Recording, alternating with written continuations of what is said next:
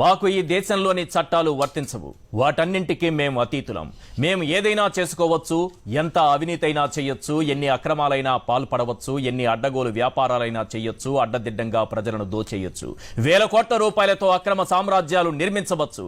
ఏ చట్టాలు ఏ వ్యవస్థలు మమ్మల్ని ఏమీ చేయలేవు అని డైరెక్ట్ గా చెప్పేవారు ఈ దేశంలో ఎవరైనా ఉన్నారా? ఖచ్చితంగా ఉన్నారు. పేరు రామోజీరావు. మార్గదర్శి పేరుతో చిట్ ఫండ్ కంపెనీ నడుపుతూ వేల కోట్ల అక్రమ డిపాజిట్లు సేకరించి అడ్డగోలుగా తమ సంస్థల్లోకి మళ్లించి అవినీతి సామ్రాజ్యాన్ని విస్తరించి పెద్ద మనిషిగా చలామణి అవుతున్నాడు.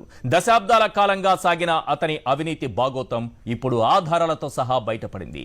సిఐడి విచారణకు రాగానే భయంతో వెన్ను వణికి ఆయన మంచాన పడ్డాడు.